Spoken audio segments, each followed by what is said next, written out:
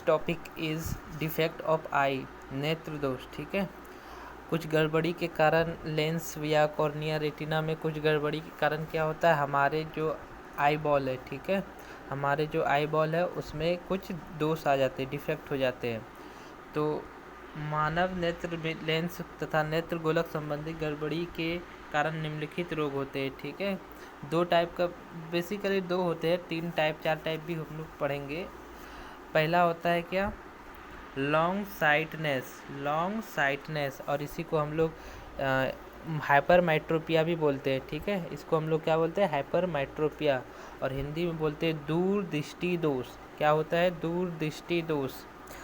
तो इसमें क्या होता है कि इस नेत्र दोष में व्यक्ति को दूर की वस्तु तो साफ दिखता है, ठीक है, दूर का वस्तु हम लोग साफ साफ देख लेंगे, लेकिन पास का जो वस्तु रहेगा उसको हम लोग स्पष्ट रूप से दिखाई नहीं देता है। ठीक है, दूर दृष्टि दोष में क्या होगा, फिर से बोल रहे हैं कि दूर का वस्तु उल्टा है, मतलब दूर का वस्तु साफ दिखेगा, पास का वस्तु धुंधला दिखेगा या फिर कम दिखाई देगा। ठीक है, इसको हम लोग क्या बोलते हैं, लॉन्ग साइटनेस, या फिर हिंदी में बोलते हैं दूर दृष्टि दोष। ठीक है, ये डिफिनेशन है।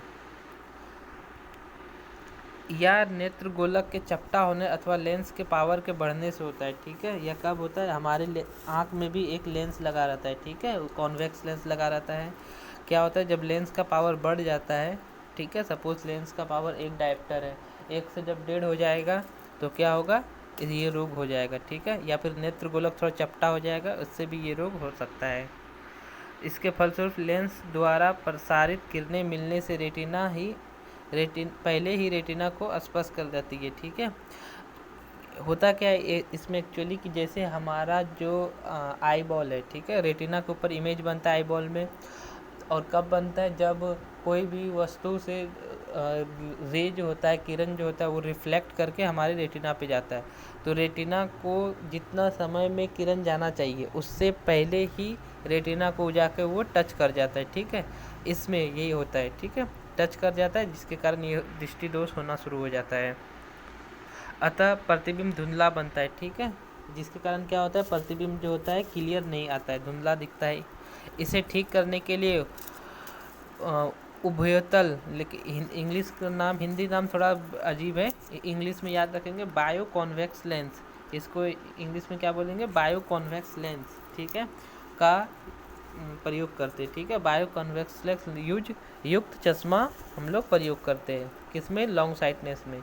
अगर क्वेश्चन घुमा के पूछ सकता है कि बताओ कि लॉन्ग साइटनेस के लिए कौन सा लेंस वाला चश्मा यूज करेंगे, तो क्या होगा आंसर, तो होगा बायो कॉन्वेक्स लेंस। ये बात तो इम्पॉर्टेंट है, सभी याद रखेंगे।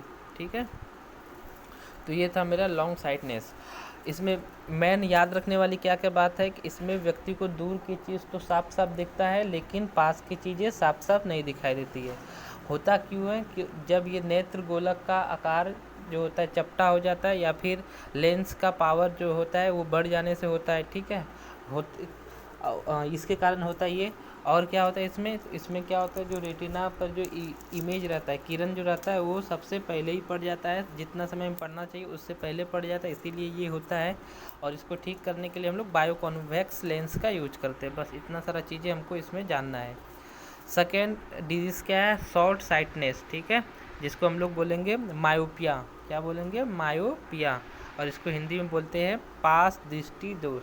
ठीक है, इसमें क्या होता है, इस प्रकार के नेत्र दोष में दूर की वस्तु धुंधला नजदीक आता है, किंतु नज़दीक की जो वस्तु है उसको साफ साफ दिखता है। इसका जस्ट अपोजिट है, ऊपर वाले का जस्ट अपोजिट है, दूर का वस्तु स्पष्ट रूप से दिखेगा नहीं, ठीक है, धुंधली दिखेगा, जबकि पास की वस्तु जो है एकदम साफ साफ दिखाई देगा। इसमें नेत्र गोलक का पावर कम होने से होता है, इसमें क्या होगा, पावर ज़्यादा होने से होता है, और इसमें क्या होगा, पावर कम जब हो जाएगा तब होगा। अथवा नेत्र गोलक लंबा हो जाता है, उसमें चपटा हो जाता था नेत्र गोलक, और इसमें क्या होता है, चपटा हो जाता है आई बॉल, ठीक है, लंबा हो जाता है।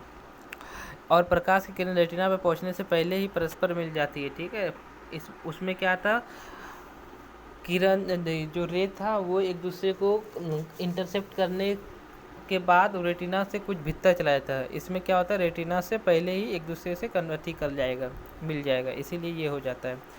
इसके लिए हम लोग क्या करते हैं, बायो कॉन्केव लेंस का यूज करते हैं। ठीक है, किसका यूज करते हैं, बायो कॉन्केव लेंस का यूज करते हैं। ठीक है, तो इसका भी मतलब ऊपर से जस्ट थोड़ा अपोजिट है। इसमें क्या याद रखना है हमको कि इसमें व्यक्ति को दूर की वस्तुएं जो है वो धुंधली दिखाई देगी और नज़दीक की वस्तुएं साफ साफ दिखाई देगी, इसीलिए हम लोग नज़दीक दृष्टि दोष बोलते हैं इसको, पास दृष्टि दोष।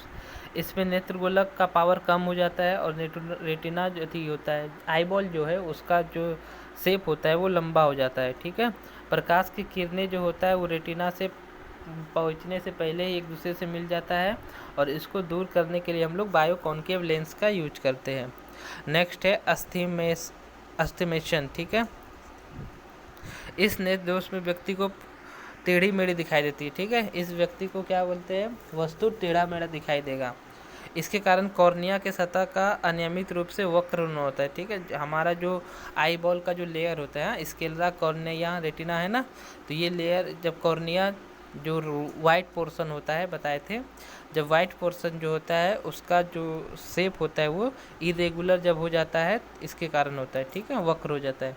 इसके लिए सिलेंड्रिकल लेंस युक्त चश्मा का यूज करते हैं हम लोग। ठीक है, ये बहुत ज़्यादा इम्पोर्टेंट नहीं है, बट ऊपर का जो है ये ज़्यादा इम्पोर्टेंट है, तो इसको हम लोग याद रखेंगे।